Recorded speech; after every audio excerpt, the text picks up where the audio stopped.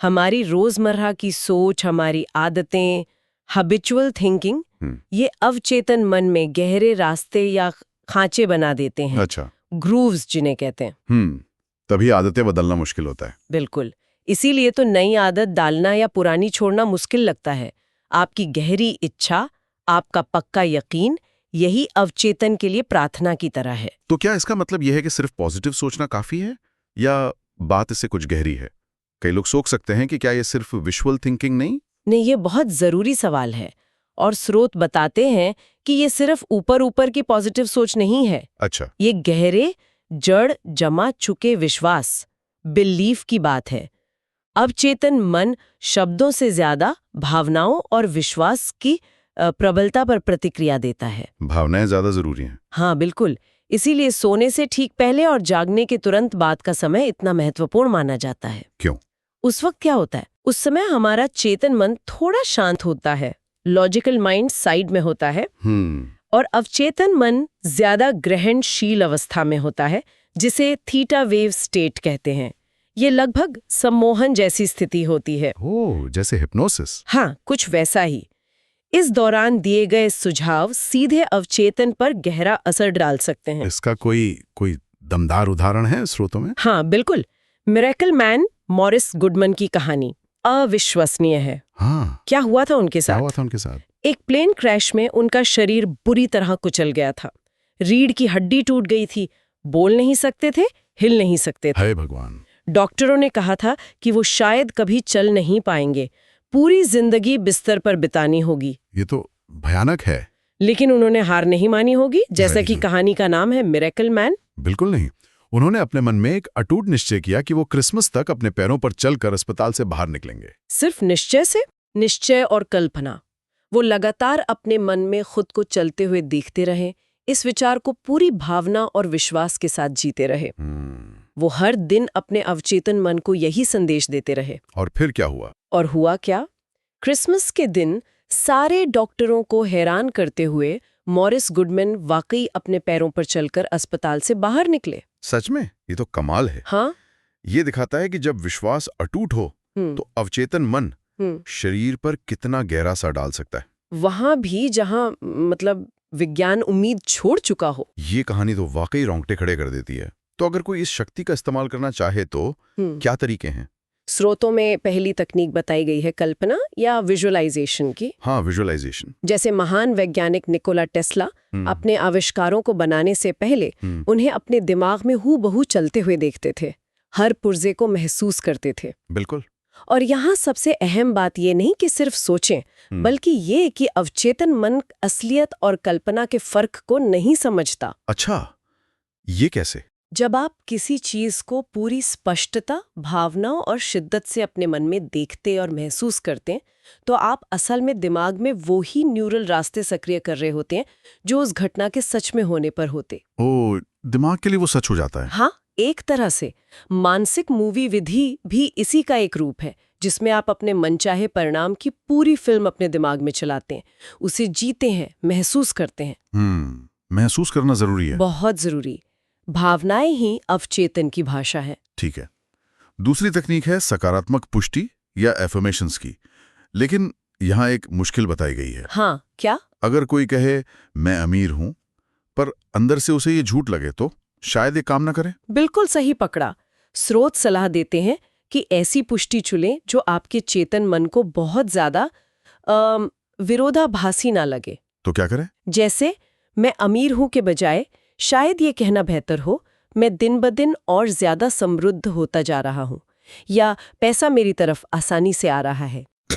ये ज्यादा स्वीकार्य लगता है। हाँ, इसे अपनी आवाज में रिकॉर्ड करके सोने से पहले सुनना, खासकर नींद में जाते हुए उस थीटा स्टेट में, बहुत असरदार हो सकता है। रिकॉर्ड करके सुनना। हाँ, और सुनते हुए उसे विजुअलाइज करना, यानी मन में देखना और महसूस करना भी जरूरी है, ताकि शब्द सिर्फ शब्द न रहें, उनमें भावना जुड़े।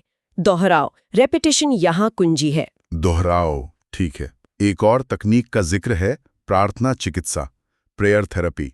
ये सिर्फ कुछ मांगना नहीं है। नहीं, स्रोतों के अनुसार ये सिर्फ मांगना नहीं है, ये अपने अंदर की शक्ति, ज्ञान या एक उच्च शक्ति से जुड़ने का एक तरीका है। अच्छा, जुड़ना। हाँ, इससे मन को शांति मिलती है।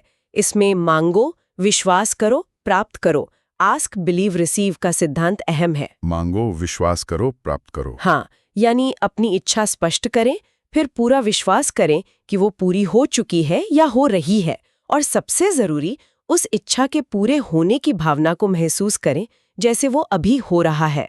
भावना, फिर से वही बात। हाँ, प्रार्थना का असर पूरी तरह आपके विश्वास की गहराई पर निर्भर करता है। स्रोतों में कुछ और मिलती जुलती तकनीकों का भी नाम आता है, जैसे पासिंग ओवर, एब्सेंट ट्रीटमेंट, बॉडविन तकनीक। क्या ये सब अलग अलग हैं या एक ही जैसे हैं? नाम अलग है, पर इन सबका मूल आइडिया मतलब बेसिक प्रिंसिपल एक ही है। क्या? अपने विचार या इच्छा को चेतन मन की रुकावटों मतलब तर्क, संदेह, इनके पार सीधे अवचेतन मन तक पहुंचाना, बाईपास करना एक तरह से। हाँ, कह सकते हैं।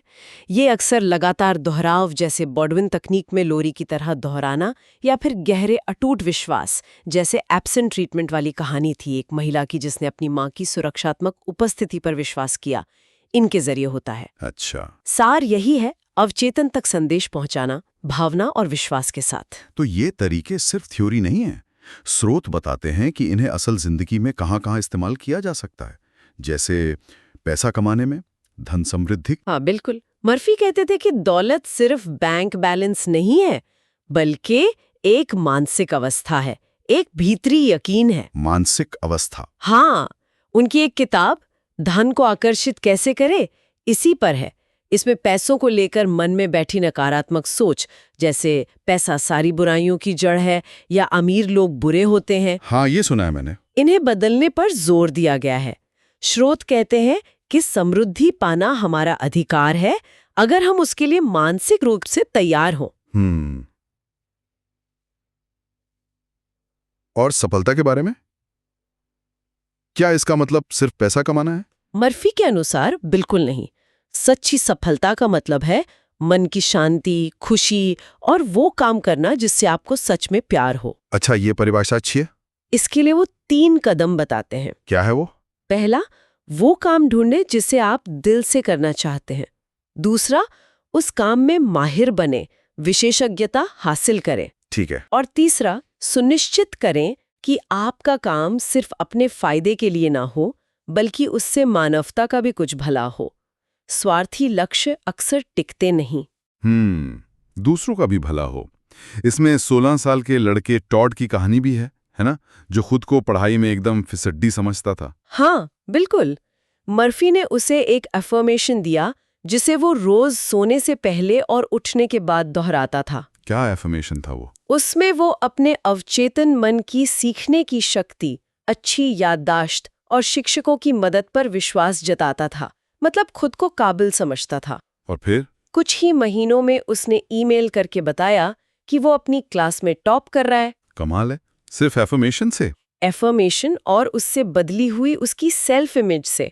ये दिखाता है कि अपनी आत्म छवि बदलने से नतीजे कैसे बदल सकते हैं। सेहत पर तो हमने मॉरिस गुडमैन का उदाहरण देखा ही। हाँ, ये वाकई मतलब अविश्वसनीय है कि मन शरीर पे इतना गहरा असर डाल सकता है। बिल्कुल। और स्रोत ये भी बताते हैं कि जैसे विश्वास से सेहत पाई जा सकती है, वैसे ही डर, चिंता और लगातार नकारात्मक सोच या खबरें सुनना, हाँ, आजकल तो बहुत होता है, ये हमारी सेहत बिगाड़ भी सकता है। ये एक तरह से विचारों के जरिए अपनी सेहत चुनना है। हाँ, चुनना है। रिश्तों के बारे में क्या सही जीवन साथी को आकर्षित किया जा सकता है? स्रोत तो यही कहते हैं। अच्छा, कैसे? तरीका वही है। पहले मन में स्पष्ट करें कि आपको पार्टनर में क्या गुण चाहिए। ठीक है, लिस्ट बनाएं। हाँ, लिस्ट बनाएं या बस क्लियर हो। फिर कल्पना करें कि आप ऐसे व्यक्ति के साथ हैं। उस खुशी और साथ को महसूस करें और सकारात्मक पुष्टि करें। फिर से कल्पना और भावना। हाँ, और मौजूदा रिश्तों को सुधारने के लिए भी क्षमा, प्रार्थना और सुनहरे नियम, गोल्डन रूल। वो क्या है? यानी दूसरों के साथ वैसा ही व्यवहार करें जैसा आप उनसे चाहते हैं। इसे अपनाने की सलाह दी गई है। आलोचना से बचना और दूसरों में अच्छाई देखने पर जोर है। डर पर काबू पाने या मुश्किलों का हल निकालने में भी ये मदद कर सकता है। हाँ, पानी से डरने वाले बच्चे का उदाहरण है, जिसने कल्पना के जरिए तैरना सीखा। और समस्या समाधान, प्रॉब्लम सॉल्विंग। हाँ, मशहूर रसायन शास्त्री फ्रेडरिक केकुले सालों से बेंजीन की संरचना नहीं समझ पा रहे थे। हाँ, केमिस्ट्री में पढ़ा है। जब उन्होंने थककर समस्या को अपने अवचेतन पर छोड़ा तो उन्हें सोते हुए एक सांप का सपना आया जो अपनी ही पूंछ निगल रहा था। ओह, ओरोबोरोस। हाँ, इसी से उन्हें बेंजीन की गोलाकार मतलब साइक्लिक संरचना का आइडिया मिला। कई वैज्ञानिक और आविष्कारक जाने अनजाने में अपने अवचेतन का इस्तेमाल करते हैं। कमाल है। और आखिर में खुशी, क्या ये भी बाहरी चीजों पर निर्भर नहीं करती? स्रोतों के अनुसार बहुत कम। सच में? हाँ, खुशी काफी हद तक एक अंदरूनी चुनाव है। हम अपना ध्यान किस पर लगाते हैं, जो हमारे पास है या जो नहीं है, अच्छी बातों पर या बुरी बातों पर। फोकस। हाँ, फोकस यही हमारी खुशी का स्तर तय करता है। अपनी भीतरी दुनिया को साधना ही सच्ची खुशी का रास्ता बताया गया है। ये सब सुनने में बहुत शक्तिशाली लगता है, लेकिन जैसा आपने कहा, पुरानी आदतें और गहरे बैठे विश्वास, इन्हें बदलना आसान नहीं होता होगा। बिल्कुल आसान बिल्कुल नहीं होता। यहीं पर साइको-साइबरनेटिक्स का सिद्धांत आता है, जिसका जिक्र स्रोतों में मिलता है। साइको-साइबरनेटिक्स, ये क्या है? हमारा दिमाग एक तरह के अंदरूनी थर्मोस्टेट की तरह काम करता है। थर्मोस्टेट जैसे एसी का होता है? हाँ, बिल्कुल वैसे ही। जैसे घर का थर्मोस्टेट तापमान को एक निश्चित डिग्री पर बनाए रखने की कोशिश करता है, वैसे ही हमारा अवचेतन मन हमें हमारी स्थापित आत्म छवि, सेल्फ इमेज और विश्वासों के दायरे में रखने की कोशिश करता है, भले ही वो नकारात्मक क्यों ना हो। अच्छा, मतलब कंफर्ट जोन में रखता है, भले ही वो बुरा हो। हाँ बिल्कुल, क्योंकि वो उसे नॉर्मल समझता है। हाँ, और स्रोत बताते हैं कि बचपन का इसमें कितना बड़ा रोल है। मुख्य रूप से थीटा तरंगों, थीटा वेव्स में होता है। वही हिप्नोसिस वाली स्टेट। हाँ, लगभग। ये बहुत ग्रहणशील, लगभग सम्मोहन जैसी अवस्था है। उस दौरान माता पिता, शिक्षक, समाज से जो भी संदेश मिलते हैं, वो बिना किसी फिल्टर के सीधे अवचेतन में प्रोग्राम हो जाते हैं। बिना सवाल किए। बिना सवाल किए। तब तो बहुत कुछ ऐसा जमा हो जाता होगा जिस पे हमारा कंट्रोल नहीं। बिल्कुल। इसीलिए इन गहरे बैठे प्रोग्राम्स को बदलने के लिए खास तरीके चाहिए। एक तो वही है जिसका हमने जिक्र किया, थीटा अवस्था का फायदा उठाना। सोने से पहले वाला टाइम। हाँ, सोने से ठीक पहले या ध्यान की गहरी अवस्था में नए सकारात्मक सुझाव देना। ठीक है। और दूसरा महत्वपूर्ण तरीका है लगातार दोहराओ। रेपिटिशन, दोहराना। हाँ, जैसे बचपन में बार बार सुनकर विश्वास बने थे, वैसे ही नए विचारों या व्यवहारों को पूरी जागरूकता और भावना के साथ लगातार दोहराने से वे पुरानी प्रोग्रामिंग की जगह ले सकते हैं और दिमाग में नए रास्ते, न्यूरल पाथवेज बना सकते हैं। लेकिन इसमें टाइम लगता होगा। हाँ बिल्कुल, इसमें धैर्य और लगातार प्रयास लगता है। ये कोई इंस्टेंट फिक्स नहीं है। क्या कोई तरीका है जिससे हम जान सकें कि हमारे अवचेतन में कौन से विश्वास बैठे हैं, खासकर वो जो हमें रोक रहे हैं? स्रोतों में स्नायु परीक्षण, मसल टेस्टिंग या स्वे टेस्ट का जिक्र है, ये क्या है? हाँ, ये अपने अवचेतन विश्वासों को सीधे शरीर के जरिए जानने का एक दिलचस्प तरीका हो सकता है। शरीर से? कैसे? प्रक्रिया सरल है। सीधे खड़े हो जाएं, आंखें बंद कर लें। अब किसी एक कथन पर ध्यान केंद्रित करें, जैसे मैं सफलता के लायक हूं या मैं खुद से प्यार करता हूं। ठीक है। खड़ा होकर आंखें बंद करके एक स्टेटमेंट सोचना है। फिर अपने शरीर की बहुत हल्की स्वाभाविक प्रतिक्रिया पर ध्यान दें। हल्की प्रतिक्रिया? हाँ, अगर आपका अवचेतन मन उस कथन से सहमत है, यानी वो विश्वास आपके अंदर सच है, तो आपका शरीर शायद थोड़ा सा आगे की ओर झुकेगा, जैसे हाँ कह रहा हो। आगे झुकेगा मतलब हाँ? हाँ, और अगर अवचेतन मन असहमत है, यानी वो विश्वास सच नहीं है या उसका उल्टा सच है, तो शरीर थोड़ा पीछे की ओर झुक सकता है, जैसे नहीं कह रहा हो। पीछे मतलब नहीं? ये तो बड़ा अजीब है, पर काम करता है। ये एक तरीका हो सकता है ये जांचने का कि कौन से सकारात्मक कथन आपका अवचेतन स्वीकार कर रहा है और किन नकारात्मक विश्वासों पर काम करने की जरूरत है। हालांकि ये ध्यान रखना जरूरी है कि ये शरीर की सूक्ष्म प्रतिक्रियाओं पर आधारित है और इसे पूरी तरह वैज्ञानिक पुष्टि का इंतजार है। पर कई लोग इसे अपने अंदरूनी विश्वासों को समझने में मददगार पाते हैं। अच्छा, एक टूल की तरह? हाँ, एक इंडिकेटर की तरह। तो आज की इस पूरी चर्चा का सार क्या निकलता है? मेरे लिए तो सबसे बड़ी बात यह है कि हमारे अंदर, हमारे अवचेतन मन में वाकई एक बहुत बड़ी शक्ति मौजूद है। हाँ, अपार शक्ति। और इस शक्ति की चाबी हमारे अपने हाथ में है। हमारे विश्वास, हमारी सोच, हमारी कल्पना। बिल्कुल। और ये सिर्फ किताबी बातें नहीं है। डॉक्टर मर्फी का पूरा जोर व्यावहारिक तरीकों और लगातार अभ्यास पर था।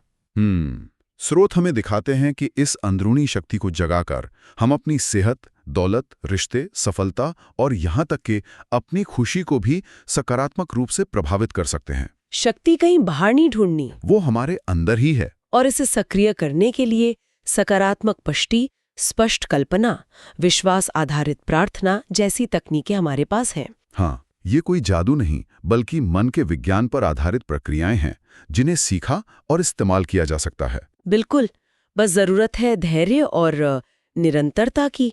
शायद रातों रात चमत्कार न हो, लेकिन धीरे धीरे अपने अंदरूनी जगत को बदलकर बाहरी परिस्थितियों पर असर डालना संभव है, जैसा कि मॉरिस गुडमन जैसे अनगिनत उदाहरण दिखाते हैं। हाँ, बिल्कुल। और जाते जाते हमारे श्रोताओं के लिए सोचने के लिए एक बात, जैसा कि स्रोत बताते हैं, हमारी आदतन सोच, हैबिचुअल थिंकिंग ही काफी हद तक हमारा भविष्य तय करती है। हाँ, ये बहुत गहरी बात है। तो आज की चर्चा के बाद ऐसी कौन सी एक पुरानी आदतन सोच है जिसे आप पहचान कर होशपूर्वक जांचना या शायद बदलना चाहेंगे?